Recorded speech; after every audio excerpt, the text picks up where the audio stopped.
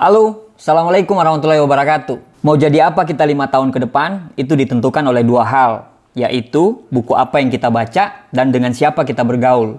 Kalau zaman sekarang ini ada 3, buku apa yang kita baca, dengan siapa kita bergaul, dan siapa yang kita subscribe atau kita follow.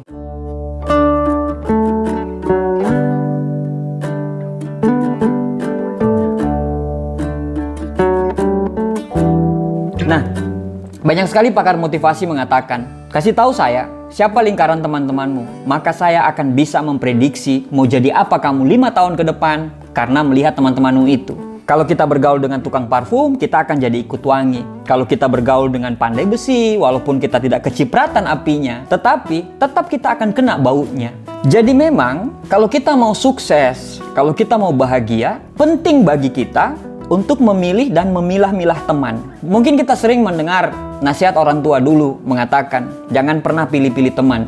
Tapi itu beda konteks. Itu konteksnya apabila Anda anaknya orang kaya, Anda tidak boleh memilih teman-teman dari kalangan apapun. Tapi ada hal yang menarik dari sebuah pertemanan ini, yaitu makin tambah usia kita, makin sedikit lingkaran pertemanan kita. Yaitu sangat wajar, karena memang makin sedikit pertemanan, itu adalah ciri-ciri bahwa kita itu makin dewasa. Kenapa pilih-pilih teman itu penting? Karena kita itu harus memilih orang untuk mendapatkan perhatian kita, loyalitas kita, dedikasi kita, investasi waktu kita, pikiran kita, dan tenaga kita. Kalau kita memilih teman yang salah, akhirnya waktu kita, energi kita, pikiran kita, dan semuanya itu pun akan sia-sia. Tapi kalau kita memilih pertemanan yang tepat, investasi tadi, investasi waktu kita, investasi tenaga, pikiran, dan semuanya itu akan ada timbal baliknya untuk kita juga. Kalau Anda ingin hidup Anda kedepannya bisa sukses, kedepannya bisa bahagia, coba Anda hindari atau Anda eliminasi untuk bergaul dengan 5 tipikal orang ini. Yang pertama adalah tipikal orang yang suka mengeluh. Mengeluh itu biasa loh ya, tapi suka mengeluh itu yang tidak wajar. Apa-apa dikeluhkan, apa-apa dikeluhkan. Makan di satu tempat, dibilang makanannya nggak enak. Makanannya enak, dibilang tempatnya yang nggak enak. Tempatnya makanannya enak, dibilang pelayannya yang kurang ramah. Pelayannya ramah, makanannya enak, tempatnya bagus, dibilang terlalu jauh dari tempatnya. Pokoknya apa aja dia keluhkan gitu. Jadi hidupnya itu selalu dengan keluhan. Apa-apa dia keluhkan. Dia selalu mencari masalah dari setiap solusi, bukan mencari solusi dari setiap masalah. Anda itu kan cuma manusia biasa juga. Anda butuh teman itu untuk sama-sama memotivasi, sama-sama mendengarkan, sama-sama membangkitkan semangat. Nah, tapi kalau Anda ketemu dengan orang-orang yang tukang mengeluh ini, ketemu Anda mengeluh, sedangkan semangat Anda juga naik turun, kadang naik, kadang down, kadang naik, kadang down, itu cuman akan menguras energi Anda saja. Itu hanya akan membuang waktu Anda saja. Kalau ketemu dia, yang tadinya fine-fine saja, yang tadinya bagus-bagus aja, pada saat ketemu dia, semuanya jadi tidak bagus. Karena ada saja yang dia keluhkan. Anda kebayang nggak kalau ketemu orang-orang seperti ini gitu? Telepon Anda berkali-kali, minta solusi. Aduh, ini pacar saya, ini selingkuh, gimana solusinya? Kita udah kasih solusi berkali-kali, terus apa kata dia? Saya cinta banget sama dia, bagaimana nih? Telepon lagi gitu, aduh pacar saya selingkuh, gimana solusinya, segala macam. Kita bilang sama dia solusinya, ya udah diputusin aja. Repotnya pada saat kita kasih solusi seperti itu, tiba-tiba besoknya dia baik sama pacarnya. Akhirnya dia ceritalah sama pacarnya. Itu loh teman kita kemarin itu loh kasih solusi kalau kita putus. Akhirnya pacarnya dia dengan Anda itu jadi ribut. Kan berabe kalau seperti itu kan? Jadi biar tidak menguras energi Anda, eliminasilah teman-teman yang suka mengeluh ini. Tidak menjadikan dia teman bukan berarti kita membenci dia kan? Cuman kita memprotek diri kita supaya tetap semangat, tetap antusias. Karena hidup di luar sana itu membutuhkan energi positif yang luar biasa. Kalau lingkaran Anda punya energi yang negatif, lama-lama Anda akan memandang dunia itu pun secara negatif. Jadi sangat sayang sekali, buang-buang waktu kalau Anda menghabiskan waktu dengan orang-orang yang tukang mengeluh ini. Yang kedua adalah orang-orang cerdas tidak akan bergaul dengan orang-orang yang suka mengatur, ngebosi. Orang-orang ini merasa paling benar sendiri. Jadi semuanya itu dia merasa paling perfect. Dalam lingkungannya itu dia ngatur kanan kiri. Mau nonton di mana dia atur sesuka dia, mau nonton apa, pokoknya atas kemauan dia. Mau makan di mana diatur, pokoknya tanpa persetujuan yang lain. Makan di mana, yang penting apa yang dia senangi, pokoknya harus makan di situ. Orang lain tidak punya hak untuk bicara, pokoknya dia yang ngatur. Kita pakai baju salah sedikit dikritik, pokoknya udah suka ngatur, ngebosi, tukang kritik. Apa yang kita lakukan semuanya salah, pokoknya dia yang paling benar. Janjian nonton tapi dia menentukan untuk nonton film apa. Akhirnya kita menonton film yang dia sukai.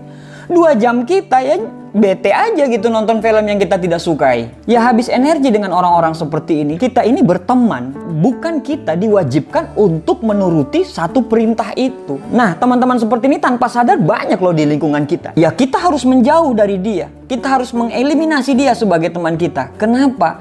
Buang-buang waktu kita melakukan sesuatu yang dia sukai sedangkan kita tidak sukai. Padahal pertemanan itu sama-sama kita melakukan apa yang kita sukai. Jadi kalau Anda pengen hidupnya tenang, bahagia, tidak ngedumel dalam hati, tidak dongkol dalam hati, maka Anda harus mengeliminasi orang-orang yang suka ngatur, ngebosi sama kritik ini.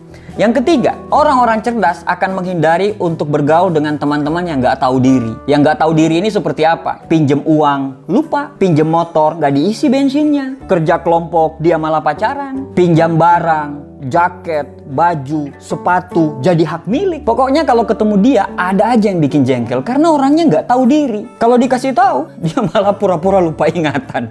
Jadi, Anda harus mengeliminasi teman-teman yang nggak tahu diri ini. Yang keempat, Anda harus menghindari untuk berteman dengan orang-orang yang tidak tepat waktu. Orang yang menghargai waktu. Setidaknya dia menghargai 3 hal. Yang pertama, dia menghargai waktu yang diberikan oleh Allah. Yang kedua, dia menghargai waktunya orang lain. Yang ketiga, dia menghargai dirinya sendiri. Nah, kalau orang tidak tepat waktu ini, artinya dia tidak menghargai 3 hal ini. Orang yang tidak tepat waktu ini ada beberapa kemungkinan. Tapi kemungkinan terbesar adalah janji dengan Anda itu tidak prioritas. Jadi Anda harus mengeliminasi dari lingkaran pertemanan Anda ini orang-orang yang tidak tepat waktu ini. Janjian saja dia tidak bisa tepat. Bagaimana dia bisa mengerjakan hal-hal yang lebih besar lagi? Orang-orang yang menghargai waktu adalah ciri-ciri orang yang dapat dipercaya untuk mengemban suatu amanah. Berteman dengan orang yang tidak tepat waktu, tidak tepat janji, itu hanya bisa menguras energi kita, bisa menguras tenaga kita, dan bisa menguras kebahagiaan kita. Yang kelima, kalau Anda pengen hidup Anda bahagia, Anda hindari berteman dengan orang-orang yang suka gosip dan banyak drama. Anda berteman dengan orang-orang yang banyak gosip dan suka drama ini, sama aja Anda downgrade. Karena Eleanor Roosevelt pernah berkata, great mind talking about idea, average mind talking about event, dan small mind talking about people. Berarti kan Anda tahu, dari 3 kategori ini dia berada di kategori mana? Yang pasti, dia berada di kategori small mind. Ketemu dengan orang-orang seperti ini, yang kita lakukan hanyalah gosip, mengkritik, ceritakan orang lain.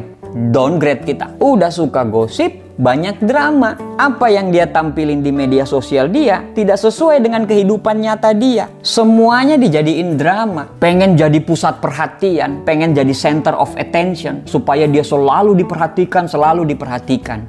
Kita juga butuh diperhatiin dong. Kita berteman kan saling memberi, saling menerima. Kalau kita cuman selalu mendengarkan orang lain tanpa kita juga didengarkan, ya capek dan buang-buang energi saja.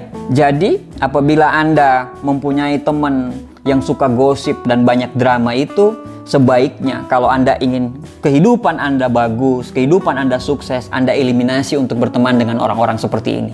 Teman yang baik adalah teman yang pada saat kita menceritakan hal-hal yang paling memalukan dalam hidup kita, dia mendengarkan kita dan tersenyum. Teman yang baik, pada saat kita menceritakan kenapa kita bisa insecure, dia selalu mendengarkan kita dan berkata sabar. Teman yang baik adalah pada saat kita menceritakan cerita personal dan profesionalisme kita, dia selalu ada di samping kita. Menurut Aristoteles, apa itu teman? Sebuah hunian jiwa tunggal dalam satu tubuh. Jadi, kalau Anda pengen hidup Anda bahagia ke depannya, kalau Anda pengen sukses ke depannya, kalau Anda ingin hidup Anda selalu lebih kuat, maka mulai sekarang, mulailah memilih dan memilah mana yang harus dijadiin teman dan mana yang harus dieliminasi. Terima kasih. Demikian sharing santai dari saya. Assalamualaikum warahmatullahi wabarakatuh.